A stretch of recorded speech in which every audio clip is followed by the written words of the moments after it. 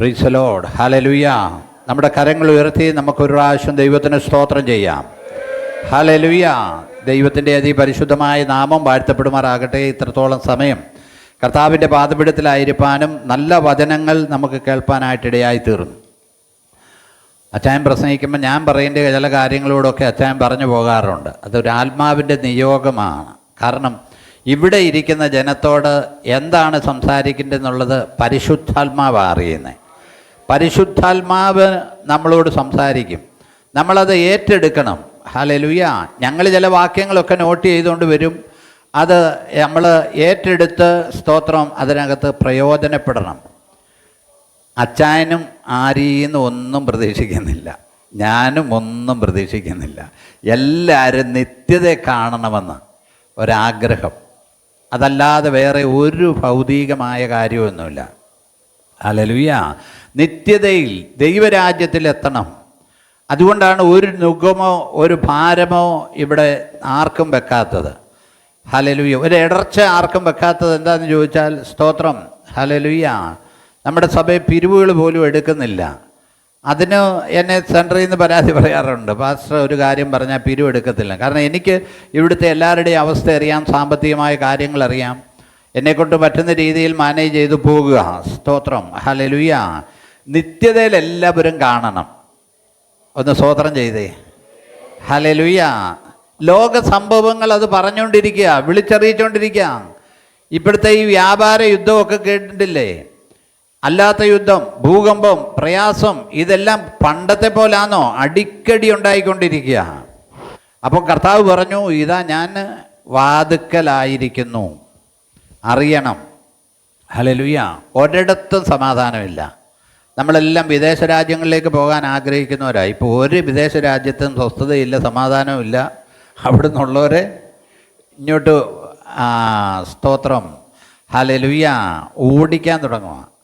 കഴിഞ്ഞ ദിവസം ഞാൻ അറിഞ്ഞ ആസ്ട്രേലിയയിൽ പോലും ഒരുത്തനെ വാളുകൊണ്ട് വെട്ടിയെന്നാണ് പറയുന്നത്. അയർലൻഡിൽ മലയാളികളെ എല്ലാ ഇന്ത്യക്കാരെയും നിങ്ങൾ നാട് വിട്ടു പോകാനാണ് പറയുന്നത്. കാനഡയിലും പറയുന്നത് നിങ്ങൾ നാട് വിട്ടു പോകാനാണ് പറഞ്ഞത്. അമേരിക്കയിലും ഉള്ളവർ പറയുന്നത് പുറത്താക്കിക്കൊണ്ടിരിക്കുക. അപ്പം നമ്മളൊന്ന് ആലോചിച്ച് നോക്കിക്കേ, നമ്മുടെ ഇന്ത്യ വളർന്നു വരുന്നുണ്ട് കേട്ടോ.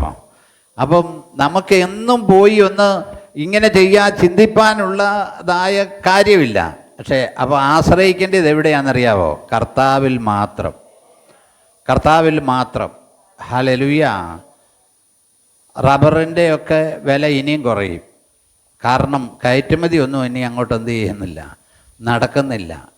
എല്ലാ സാധനങ്ങളുടെയും വിലയ്ക്ക് മാറ്റം വരും, പ്രയാസങ്ങൾ വരും. സ്തോത്രം. എല്ലാ തൊഴിലുകൾ കുറയും. ഇതെല്ലാം അന്ത്യകാലത്തിൻ്റെ ലക്ഷണമാണെന്ന് മനസ്സിലാക്കണം. ബിസിനസ് ചെയ്യുന്നവരോടൊക്കെ ചോദിച്ചു, എന്തെങ്കിലും കച്ചവടം നടക്കുന്നുണ്ടോ? ഒന്നിട്ടുമില്ല, തീരെ ചുരുക്കമാണ്. എനിക്ക് ചിലപ്പോൾ സങ്കടം തോന്നും. ചില ആളുകൾ കട തുറന്നിരിക്കുക, കാരണം വലിയ ആളെയൊക്കെ ജോലിക്കാരെയൊക്കെ നിർത്തിയിട്ടുണ്ട്. കഴിഞ്ഞ ദിവസം ഞാനൊരു കടയിൽ പോയി, അവർക്ക് ഒരു കച്ചവടവും ഇല്ല. എനിക്കൊരു പ്രഷർ വാഷിൻ്റെ ഒരു സാധനം അവിടെ ഇല്ലായിരുന്നു. അപ്പോൾ പഴയ ഒരു സാധനം ആ പുള്ളി എടുത്ത് തന്നെച്ചാൽ എന്നോട് 70 രൂപ എന്ന് പറഞ്ഞു. പഴയ വേസ്റ്റ് കിടന്നാണ്. അപ്പോൾ ഞാൻ വിചാരിച്ചിട്ട് പഴയ ഒരു ജെറ്റാണ്, പഴയ ഒരു പ്ലാസ്റ്റിക്കിൻ്റെ ഒരു സാധനം 70 രൂപ എന്ന് പറഞ്ഞു. പിന്നെ ഞാൻ ആശ്വസിച്ച് പോകുന്നത് അദ്ദേഹവും അദ്ദേഹത്തിൻ്റെ ഭാര്യയും ഒരു സ്റ്റാഫും രാവിലെ മുതലിരിക്കുക, ഒരുത്തനും അവിടെ കയറിയിട്ടില്ല. അപ്പം 12 മണിയായപ്പോൾ ഞാൻ ചെന്നതല്ലേ, അപ്പോൾ എന്തെങ്കിലും ചായ കുടിക്കാനുള്ളതെങ്കിലും മേടിക്കണമെന്നാണല്ലോ എന്ന് ഓർത്ത് ഞാനിങ്ങനെ പോകുന്നു. കുറ്റമൊന്നും എനിക്കൊന്നും തോന്നിയില്ല, എനിക്കത് മനസ്സിലായതാണ്. അപ്പം അങ്ങനെ ഒരു കാലത്തിലാണ് നാം ആയിരിക്കുന്നത്. സ്തോത്രം. എല്ലായിടത്തും മായം. ഈ മരുന്ന് കഴിക്കുന്ന ആളുകളെല്ലാം ശ്രദ്ധിച്ചോണം, ഈ മരുന്നിനകത്ത് വേണ്ട കണ്ടൻ്റ് ഒന്നും ഇല്ല കേട്ടോ. എവിടെയൊക്കെ ലാഭിക്കാമോ അതെല്ലാം ആളുകൾ ലാഭിച്ചുകൊണ്ടിരിക്കുക. പ്രത്യേക ഒരു കാലം, പ്രത്യേക രോഗം, പ്രത്യേക പ്രയാസം, ഇതെല്ലാം ഉണ്ടാകുക. അപ്പോൾ അതിൻ്റെ ലക്ഷണം എന്താണെന്ന് ചോദിച്ചാൽ യേശു കർത്താവ് വരാറായി. നമ്മൾ തീമോഥെയോസിൻ്റെ ലേഖനത്തിൽ വായിക്കുന്നുണ്ട്, അന്ത്യകാലത്ത് ദുർഘട സമയങ്ങൾ വരുമെന്ന് അറിയുക. ഇതുപോലെ ദുർഘട സമയമുള്ള ഒരു കാലമുണ്ടോ? അന്ത്യകാലത്ത് ദുർഘട സമയങ്ങൾ വരുമെന്നറിയാം. മനുഷ്യർ സ്വസ്നേഹികളും ദ്രവ്യാഗ്രഹികളും വമ്പ് പറയുന്നവരും ദൂഷകന്മാരും. അച്ചായൻ പ്രസംഗിച്ചപ്പോൾ അതിനകത്തൊക്കെ അതും കണ്ടന്റ് ഉണ്ടായിരുന്നു. വമ്പ് പറയുന്നവരും ദൂഷകന്മാരും അമ്മയപ്പന്മാരെ അനുസരിക്കാത്തവരും നന്ദി കെട്ടവരും വാത്സല്യമില്ലാത്തവരും ഇണങ്ങാത്തവരും ഏഷണിക്കാരും അജിതേന്ദ്രിയന്മാരും ഉഗ്രന്മാരും സൽഗുണദ്വേഷികളും ദ്രോഹികളും ധാർഷ്ട്യക്കാരും നിഗളുകളും മതി. ഞാനത് വായിക്കാനിരുന്നതല്ല, പക്ഷേ അത് ദൈവാത്മാവിൻ്റെ നിയോഗമാണ്. ആ ഒരു കാലമായത്. മാതാപിതാക്കളെ വല്ലവർക്കും ബഹുമാനമുണ്ടോ ഇക്കാലത്ത്? ഉച്ചിരൊക്കെ ഒന്ന് പഠിച്ച് വലുതായി കഴിഞ്ഞാൽ പിന്നെ അവരോടൊന്നും ഒരു ബഹുമാനമില്ല. സ്വസ്നേഹം, സ്വന്തമായ കാര്യം മാത്രം. ഈ നമ്മൾ ഇത് ഉണ്ടായി വരുമ്പോൾ മുതലേ സ്വസ്നേഹമാണ്. നമ്മുടെ പിള്ളേർക്ക് കൊടുക്കുന്ന ഭക്ഷണം നമ്മൾ മേടിച്ചുകൊണ്ട് വന്നതാണ്. അതിനകത്തുനിന്ന് ചുമ്മാ നമ്മൾ തമാശനൊന്ന് ചോദിച്ചു, ഒരു കഷ്ണം അപ്പച്ചനെടുത്തോട്ടെ എന്ന്. നമ്മൾ കടയിൽ നിന്ന് മേടിച്ചുകൊണ്ട് വന്നതാ, നമ്മൾ നുറുക്കി കൊടുക്കുന്നതാ. തരത്തില്ല സ്വസ്നേഹം. എന്നാൽ ചേട്ടനൊന്ന് എടുത്തോട്ടെ. ഇപ്പം അങ്ങനെയും കുഴപ്പമില്ല. പണ്ട് ഈ പിള്ളേർക്ക് തമ്മിൽ ഭക്ഷണം കൊടുക്കുമ്പോൾ രണ്ടുപേരും അങ്ങോട്ടും ഇങ്ങോട്ടും പാത്രത്തിലോട്ട് നോക്കും, ആർക്കാ കൂടുതലെന്ന്. അങ്ങനെയൊക്കെ കാലത്തുനിന്ന് വന്നതാണ്. സ്വസ്നേഹം ഇതുപോലെ വർദ്ധിച്ചിട്ടുള്ള ഒരു കാലം. നമ്മുടെ കാര്യമൊന്നും മാത്രം. കർത്താവ് ഒരിക്കൽ പത്രോസിനോടും യോഹന്നാനോടും യാക്കോബിനോടും ചോദിക്കുന്ന ഒരു ചോദ്യമുണ്ട്. ഒരു നാഴിക നേരം നിങ്ങൾക്ക് ഒന്ന് ഉറക്കളച്ച് ഇരിക്കാം. കർത്താവിന് വേണ്ടി കർത്താവ് പ്രാർത്ഥിക്കും. ഒരു നാഴിക നേരം യേശു കർത്താവ് ചോദിക്കും, ഒരു നാഴിക നേരം നമുക്ക് ആർക്കെങ്കിലും വേണ്ടി ഒന്ന് ഉപയോഗിക്കാൻ പറ്റുമോ? നമ്മളൊന്ന് ചിന്തിച്ച്, നമ്മൾ എങ്ങോട്ടാണ് ഓടുന്നത്? ഹല്ലേലൂയ. അപ്പോൾ നമ്മൾ പറയും അതൊക്കെ പാസ്റ്റർമാരുടെ ഡ്യൂട്ടിയാണ്, നമ്മുടെ ഡ്യൂട്ടി അല്ലെന്ന് പറയും. ഒരാൾക്കൊരു ലിഫ്റ്റ് കൊടുക്കാനോ എന്തെങ്കിലും ഒരു കാര്യം, നമ്മുടെ ജീവിതം കൊണ്ട് എന്തെങ്കിലുമൊക്കെ ഒരു കാര്യമുണ്ടാകണ്ടേ? ഹല്ലേലൂയ, സ്തോത്രം. നമ്മളിന്ന് കാണുന്ന എല്ലാം ഇതാ വരും. ഞാൻ ഹോളിലോട്ട് കയറി കഴിഞ്ഞപ്പം നമ്മുടെ ജോയ് ബദർ സഹോദരൻ തന്നെ ഇങ്ങോട്ട് വരുന്നു, കുഞ്ഞമ്മൻ ചേട്ടൻ തന്നെ ഇങ്ങോട്ട് വരുന്നു. അവർക്ക് രണ്ടുപേരും ഭാര്യമാരുള്ളതവരാ. പക്ഷേ അവർ ഒരു മക്കളുടെ വീട്ടിൽ പോയേക്കുവാ.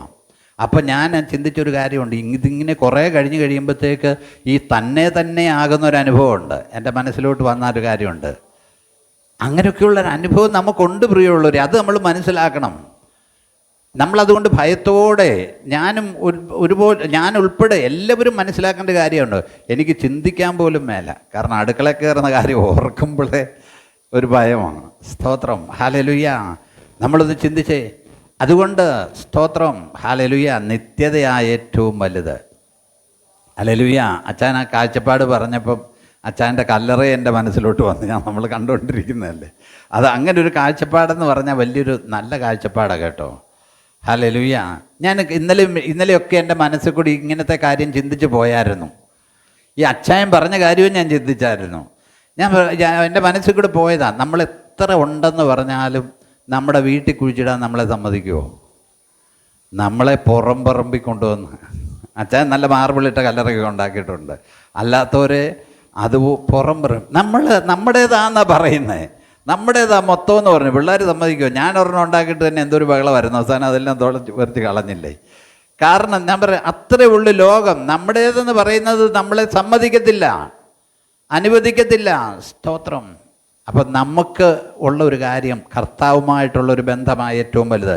കൊലോസ്യ ലേഖനം 1-ാം അധ്യായം അതിൻ്റെ 24 മുതലുള്ള വാക്യങ്ങളൊന്ന് വായിച്ചേ. കൊലോസ്യ ലേഖനം 1-ാം അധ്യായം അതിൻ്റെ 24 വാക്യങ്ങൾ. ഇപ്പോൾ ഞാൻ നിങ്ങൾക്ക് വേണ്ടിയുള്ള കഷ്ടാനുഭവങ്ങളിൽ സന്തോഷിച്ച് ക്രിസ്തുവിന്റെ കഷ്ടങ്ങളിൽ കുറവായുള്ളത് എന്റെ ജഡത്തിൽ സഭയായ അവന്റെ ശരീരത്തിനു വേണ്ടി പൂരിപ്പിക്കുന്നു. സ്തോത്രം. പൗലോസ് പറയുകയാണ്, ഇപ്പോൾ ഞാൻ നിങ്ങൾക്ക് വേണ്ടിയുള്ള കഷ്ടാനുഭവങ്ങളിൽ. ഈ പൗലോസ് കാരാഗ്രഹത്തിൽ കിടന്നുകൊണ്ടാണ് കൊലോസ്യ ലേഖനം എഴുതിയെന്നാണ് പറയുന്നത്. കാരാഗ്രഹ ലേഖനത്തിൽപ്പെട്ട കാര്യങ്ങളാണ്. ഞാൻ സത്യത്തിൽ ഒത്തിരി ഇതിനെക്കുറിച്ച് അന്വേഷിക്കാറില്ല. പിന്നെ ഇത് എഴുതിയത് കൊണ്ട് പറഞ്ഞതുകൊണ്ട് കാരാഗ്രഹത്തിൽ താൻ കഷ്ടം അനുഭവിക്കുക. ആർക്ക് വേണ്ടിയാ? താൻ സുവിശേഷം പ്രസംഗിച്ചു എന്നുള്ള കുറ്റം കൊണ്ട്, യേശുവിനെ പ്രസംഗിക്കുന്നു എന്നുള്ളൊരു കുറ്റം കൊണ്ട് താനിപ്പോൾ എവിടെയാണ്? കാരാഗ്രഹത്തിലാണ്. കാരാഗ്രഹത്തിൽ നല്ല ഇന്നത്തെ ജയിലിൽ കിട്ടുന്ന ഫുഡൊന്നും അല്ല. ഇന്ന് ആളുകൾക്ക് ജയിലിൽ പോകാനാണ് ഏറ്റവും ആഗ്രഹം. കാരണം നാട്ടിൽ നിന്നാൽ നല്ല ആഹാരമൊന്നുമില്ല. ജയിലിൽ മെനു ഉണ്ട്, ആ മെനു അനുസരിച്ച് കഴിക്കണം. ബിരിയാണിയുള്ള ദിവസമുണ്ട്, ചിക്കനുള്ള ദിവസമുണ്ട്. എന്നും പറഞ്ഞ് ആരും പോകാൻ ആഗ്രഹിക്കരുത് കേട്ടോ. കാരണം അങ്ങനെ പൊതുവായ ഒരു ചിന്തയാണ്. അപ്പോൾ ഈ കാരാഗ്രഹത്തിൽ കിടന്ന് കഷ്ടം അനുഭവിച്ചുകൊണ്ടാണ്. ഇന്നത്തെ കാരാഗ്രഹം ഇങ്ങനെയാണെങ്കിൽ അന്നത്തെ കാരാഗ്രഹം എന്തുവാ? ഒത്തിരി അത് നിങ്ങൾക്ക് വേണ്ടിയാണ് താൻ കഷ്ടം അനുഭവിക്കുന്നത്. അടുത്തത്, ഇപ്പോൾ ഞാൻ നിങ്ങൾക്ക് വേണ്ടിയുള്ള കഷ്ടാനുഭവങ്ങളിൽ സന്തോഷിച്ച് ക്രിസ്തുവിന്റെ കഷ്ടങ്ങളിൽ കുറവായുള്ളത് എന്റെ ജഡത്തിൽ പൂരിപ്പിക്കുക. പൗലോസിന് അങ്ങനെ ഒരു തോന്നല, അതൊരു കൺഫ്യൂഷൻ ഉണ്ടാക്കുന്ന ഒരു വാക്യാണ്. ഞാനും ചോദിച്ചു, യേശു നമുക്ക് വേണ്ടി എല്ലാമായി തീർന്നു, യാഗമായി തീർന്നു, എല്ലാമായി തീർന്നു. പൗലൂസ് തൻ്റെ ഉള്ളിൽ നിന്ന് പറയുക, ഇനി എന്തെങ്കിലും ഒരു കുറവുണ്ടെങ്കിൽ സഭയ്ക്ക് വേണ്ടി എന്നാൽ കഴിയാവുന്നത് കൊണ്ട് ഞാനോട് എന്ത് ചെയ്യുക? പൂരിപ്പിക്കുക. എന്നാൽ കഴിയാവുന്നത്. സഭയ്ക്ക് വേണ്ടി എന്തെങ്കിലും നമുക്കൊന്ന് പൂരിപ്പിക്കാൻ കഴിയുന്നുണ്ടോ? ഹല്ലേലൂയ. നമ്മൾ ചിന്തിക്കണേ, സഭയ്ക്ക് വേണ്ടി എന്തെങ്കിലും നമ്മുടെ ജീവിതത്തിൽ ഒന്ന് പൂരിപ്പിക്കാൻ കഴിയുമോ? ദൈവത്തിൻ്റെ സഭയ്ക്ക് വേണ്ടി. ഹല്ലേലൂയ. നമ്മുടെ സമയമോ സമ്പത്തോ ആരോഗ്യമോ ഇതെല്ലാം ഒന്ന് ചിന്തിക്കണം. സഭയ്ക്ക് വേണ്ടി എന്തെങ്കിലും ഒന്ന് ചെയ്യാൻ. സ്തോത്രം. ഹല്ലേലൂയ. നമുക്ക് കഴിയണം. ചിലതൊന്ന് പൂരിപ്പിക്കണം. ഹല്ലേലൂയ. ആ കഷ്ടമെന്ന് പറയുമ്പോൾ 2 കൊരിന്ത്യർ 6-ാം അധ്യായം 5 മുതൽ വായിക്കുമ്പോൾ പൗലോസ്ലീഹായ്ക്ക് അനുഭവിച്ച കഷ്ടങ്ങളെല്ലാം കൊരിന്ത്യരോട് പറയുക. അതാണ് വായിച്ചമോളെ. 2 കൊരിന്ത്യർ 6-ാം അധ്യായം. ബഹുസഹിഷ്ണുത. ഹല്ലേലൂയ. ഈ ശുശ്രൂഷയിലൊക്കെ നിൽക്കണമെങ്കിൽ, വിശ്വാസത്തിൽ നിലനിൽക്കണമെങ്കിൽ സഹിഷ്ണുത വേണം. പറയുന്നതിനെല്ലാം ചാടിക്കേടി പറയരുത്. നിന്നെ വീഴിക്കാൻ പിശാചിൻ്റെ ഒരു പരിപാടിയുണ്ട്. ഹല്ലേലൂയ. ഹല്ലേലൂയ. നമ്മൾ ശ്രദ്ധിക്കണേ. ഞാനിപ്പോൾ എന്നെ സംബന്ധിക്കാത്ത കാര്യങ്ങളിൽ പോയി ഇടപെടാറില്ല. ആരെങ്കിലും എവിടെയെങ്കിലും ഒച്ച വെച്ചുകൊണ്ടിരിക്കുകയാണെങ്കിലും ഞാൻ പോയി നോക്കാറില്ല. കാരണം അവരുണ്ടാക്കി തീർത്തോളും. ഒച്ച വെക്കുന്നവരെല്ലാം അത് ഒച്ച തീർത്തോളും. നമ്മൾ പോകാറില്ല. കാരണം നമുക്കൊരു സഹിഷ്ണുത ഇല്ലെങ്കിൽ നമുക്ക് മുമ്പോട്ട് പോകാൻ പറ്റത്തില്ല. കേൾക്കുന്ന എല്ലാ വാക്കിനും എടുത്തു ചാടരുത്. ഞാൻ പലപ്പോഴും പറയാറുള്ളൊരു കാര്യമുണ്ട്, ഒരു കാര്യം കേട്ടാൽ 48 മണിക്കൂർ കഴിഞ്ഞേ അതിന് പ്രതികരിക്കാവുള്ളെന്ന്. എന്ന് വെച്ചാൽ ഒരുത്തൻ കിണറ്റിൽ പോയാൽ 48 മണിക്കൂർ കഴിഞ്ഞ് എടുക്കരുതെന്നല്ല കേട്ടോ. അതിൻ്റെ സാഹചര്യങ്ങൾ മനസ്സിലാക്കണം. ഒരു കാര്യം, ഒരു വിഷയം ഉണ്ടായാൽ നമുക്ക് പ്രതികരിക്കേണ്ടതാണെങ്കിൽ 48 മണി, ഭാര്യയും ഭർത്താവുമാണേലോ അപ്പനും മക്കളുമാണേലോ ഒരു 48 മണിക്കൂർ കഴിഞ്ഞേ പ്രതികരിക്കാവുള്ളൂ എന്ന് വെച്ച് കഴിഞ്ഞാൽ അതിനുള്ളിൽ ഇതെല്ലാം അങ്ങ് ശാന്തമാകും. അപ്പോൾ പിന്നെ ചെന്ന് പറഞ്ഞാൽ അപ്പോൾ തന്നെ ഒരുത്തൻ ദേഷ്യപ്പെട്ട് നിൽക്കുന്നവനോട് നമ്മളൊന്ന് ആശ്വസിപ്പിക്കാൻ പോയാൽ ഒന്നും നടക്കത്തില്ല. അവൻ നമ്മളെ കൂടെ എടുത്തെറിയും.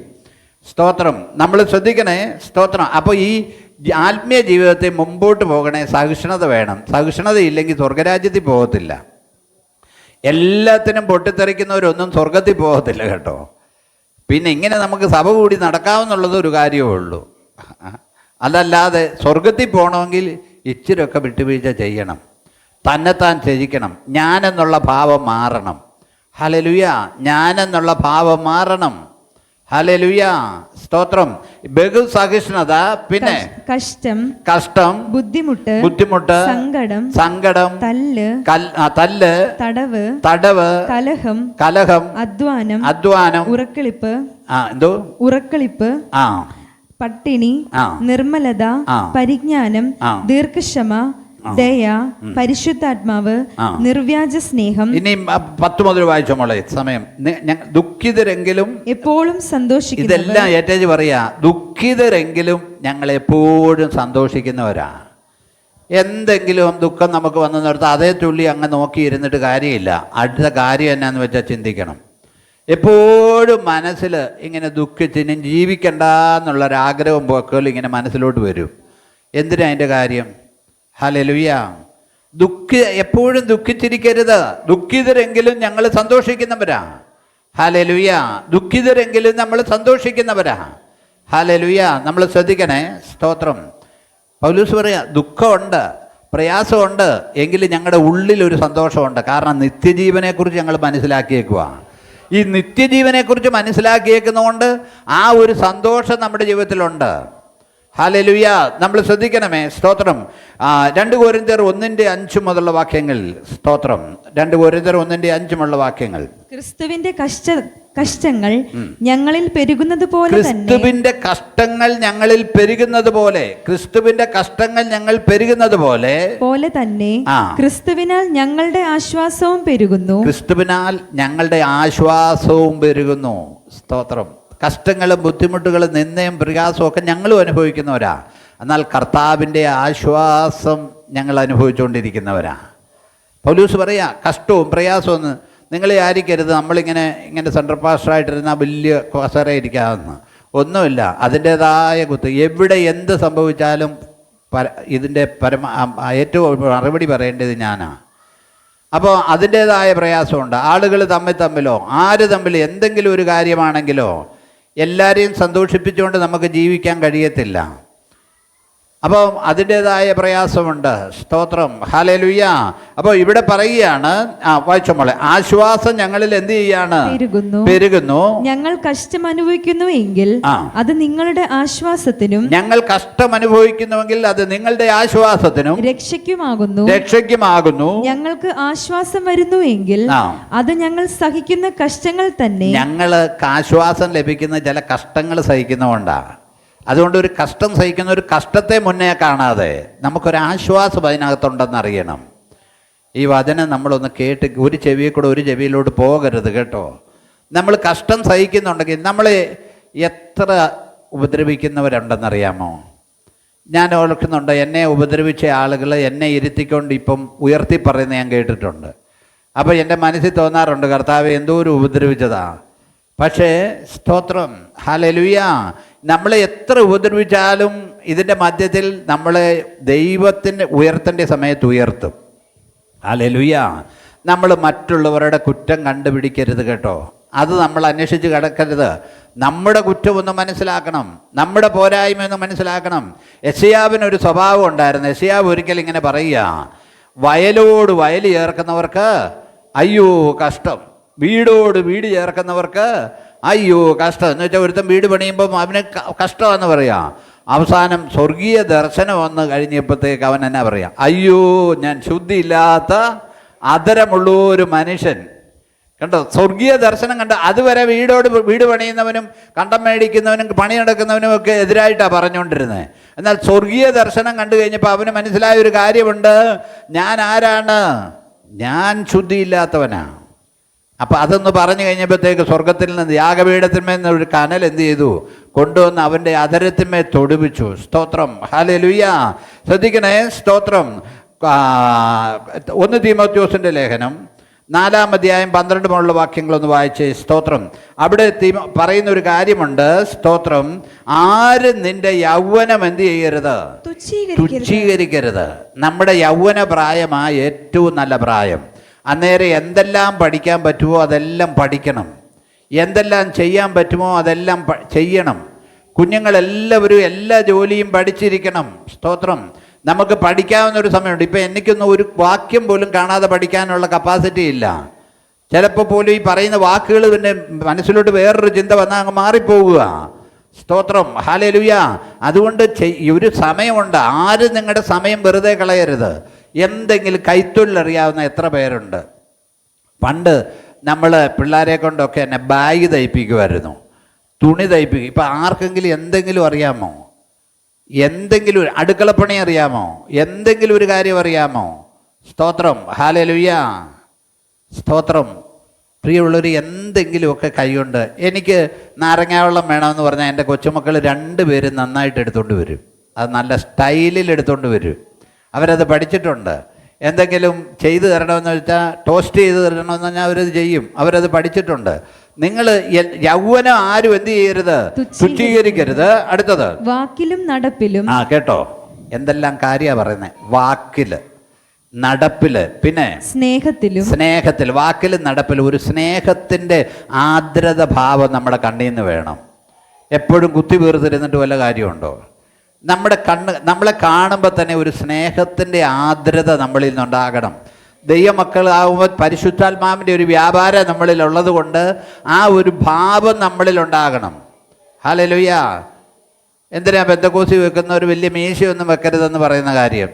ഒന്നുകൊണ്ട് ആ ഒരു ഭാവം. കാരണം ഈ മീശ ഒത്തിരി ഇരുന്ന് കഴിഞ്ഞാൽ ഇതിൻ്റെ അറ്റത്തെ പിടിച്ച് പിരിക്കാൻ തോന്നും മുകളിലോട്ട്. എന്ന് വെച്ചാൽ അങ്ങനെ ഒരു ഭാവത്തിലേക്ക് മാറും. അല്ലാതെ മീശ എവിടെ ഇരുന്നുണ്ടോ താടി ഇരുന്നുകൊണ്ടോ അല്ല.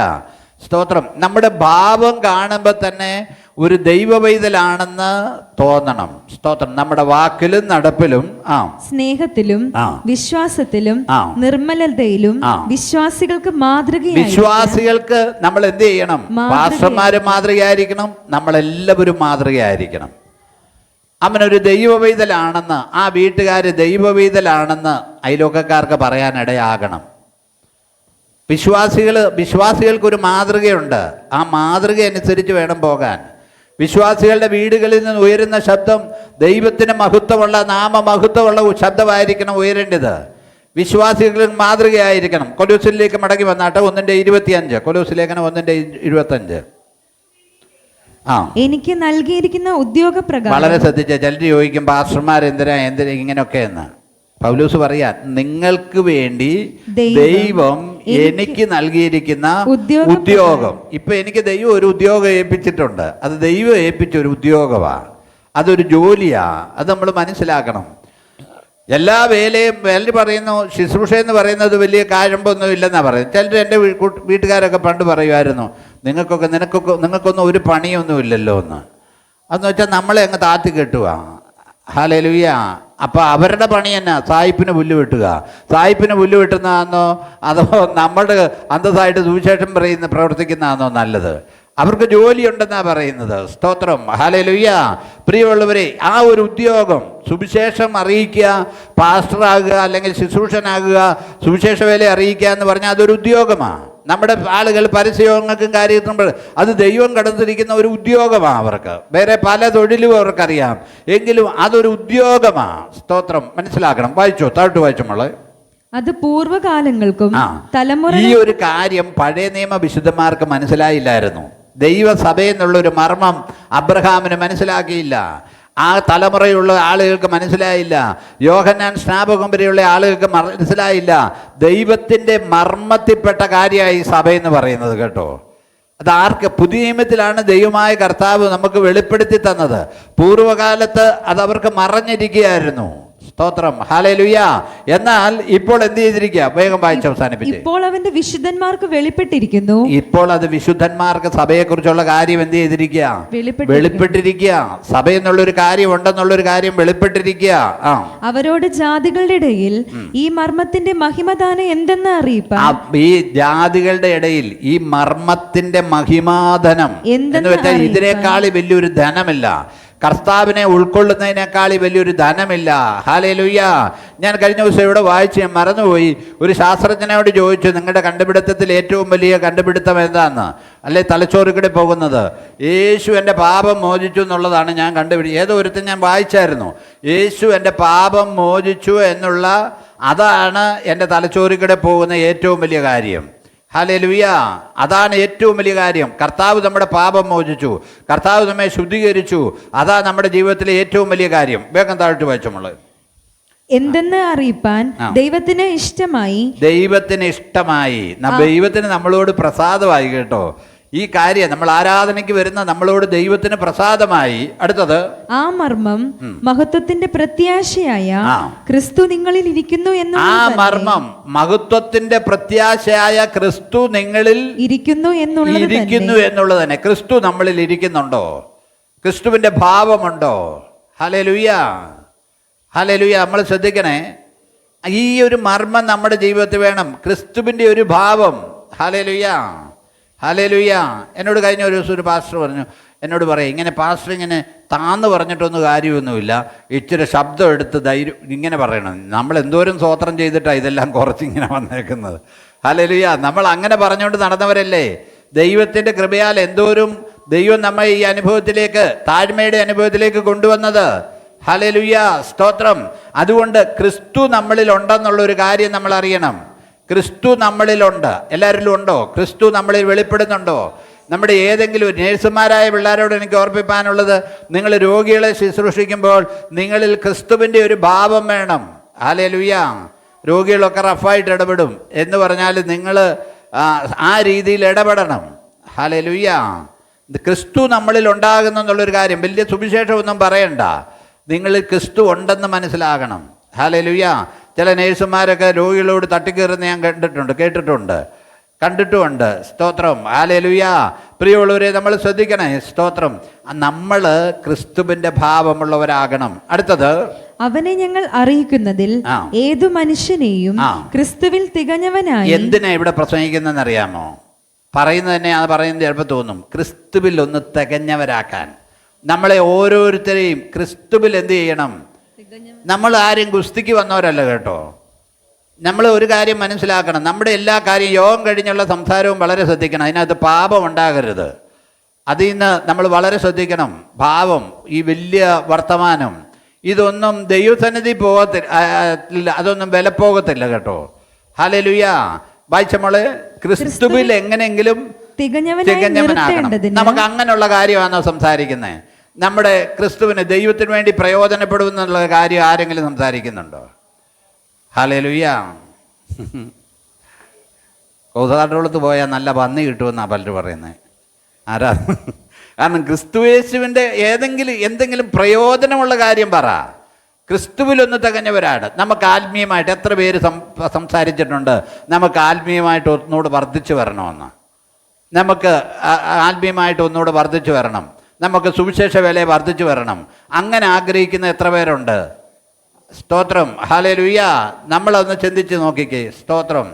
നമുക്ക് ചിലപ്പോൾ എല്ലായിടത്തും പോയാൽ എല്ലാവർക്കും അവസരം ലഭിച്ചെന്ന് വരികയില്ല. ഇപ്പോൾ ഒരു പരസ്യയോഗത്തിന് പോയി കിടന്നാൽ 5-6 പേരുണ്ടെങ്കിൽ 5-6 ഇടത്താൽ പ്രസംഗി ചിലപ്പോൾ എല്ലായിടത്തും എല്ലാവർക്കും അവസരം കിട്ടിയെന്ന് വരത്തില്ല. പക്ഷേ നമ്മൾ പോയി അവിടെ നിന്ന് നിൽക്കുന്നത് തന്നെ ഒരു സാക്ഷ്യമാണ്. ഹല്ലേലൂയ. നമ്മൾ ആഗസ്റ്റ് 15 റാലിക്ക് പോകുമ്പോൾ എല്ലാവർക്കും പലരും പ്രസംഗിക്കാൻ ചോദിച്ചിട്ടുണ്ട്. പക്ഷേ എല്ലാവർക്കും സമയം കൊടുക്കാൻ പറ്റത്തില്ല. കാരണം അത് പ്രിപ്പയർഡായിട്ട് പോകുന്ന സമയം കൊടുക്കുന്നതിലല്ല, നമ്മൾ ആ പ്ലേ കാർഡ് പിടിച്ചും നമ്മളവിടെ നിന്ന് ചെന്ന് നിൽക്കുന്നതും നമ്മൾ പരസ്യമായിട്ട് യേശു ക്രിസ്തുവിൻ്റെ സാക്ഷിയാകുക. ഹല്ലേലൂയ. യേശു ക്രിസ്തുവിൻ്റെ സാക്ഷിയാകുക. അപ്പം നമ്മുടെ ഒരു ടീഷർട്ട് അടിച്ചിട്ടുണ്ടായിരുന്നു, ഉള്ളവർ അത് ഇട്ടുകൊണ്ട് വന്നാൽ അത് പ്രയോജനമാണ്. കാരണം എന്നാന്ന് ചോദിച്ചാൽ ഒരു യൂണിഫോം. സ്തോത്രം. ഹല്ലേലൂയ.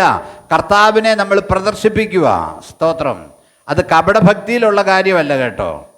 ഹല്ലേലൂയ.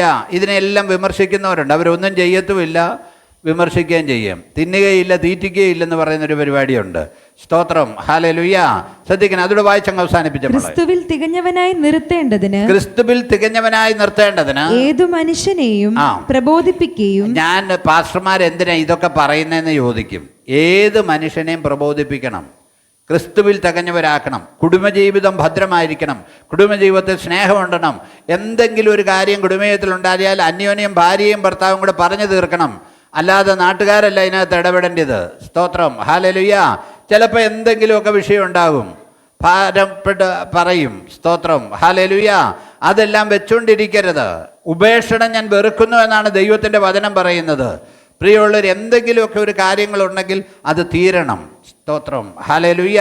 ക്രിസ്തുവിൻ്റെ ഭാവം നമ്മളിൽ ഉണ്ടാകണം. ഒരുത്തനെ ഇൻസൾട്ട് ചെയ്യാൻ വരരുത്, ഒരുത്തനെ താഴ്ത്തിക്കെട്ടാൻ. നമ്മുടെ ഈ കുഞ്ഞുങ്ങളെ ഒന്ന് താഴ്ത്തിക്കെട്ടിക്ക്, അവരിവിടെ കിടന്ന് ബഹളം ഉണ്ടാക്കും. സ്തോത്രം. ഹല്ലേലൂയ. നമ്മൾ വളരെ ശ്രദ്ധിക്കണം. സ്തോത്രം. ഹല്ലേലൂയ. അതുകൊണ്ട് ഏത് മനുഷ്യനെയും ക്രിസ്തുവിൽ തികഞ്ഞവനാക്കേണ്ടതിന് ഏതു മനുഷ്യനെയും പ്രബോധിപ്പിക്കുകയും ഏതു മനുഷ്യനോട് സകല ജ്ഞാനത്തോടുകൂടെ ഉപദേശിക്കുകയും ചെയ്യുന്നു. ഏത് മനുഷ്യരോടും ഇതൊക്കെ പറയുന്ന ഈ എല്ലാ കാര്യവും പറയുന്ന എന്തിനാന്ന് ചോദിച്ചാൽ എല്ലാവരും ക്രിസ്തുവിൽ തികഞ്ഞവനാകണം. ഹല്ലേലൂയ. തികഞ്ഞവരാകണം. അതിലേക്ക് നമുക്ക് നമ്മൾ ആഗ്രഹിക്കണം. ആ ഒരു ആഗ്രഹം നമ്മളുണ്ടാകണം. Praise the Lord. ദൈവം നമ്മെ സഹായിക്കട്ടെ. ഇവിടെ ഈ കുഞ്ഞുങ്ങൾ ബഹളമൊക്കെ ഉണ്ടാക്കുമ്പം ഈ വടിയൊക്കെ ഇരിക്കുമ്പോൾ ഞാൻ ഓർക്കുന്നൊരു കാര്യമുണ്ട്, അളക്കുന്ന അളവിനാൽ അളന്ന് കിട്ടുമെന്ന്.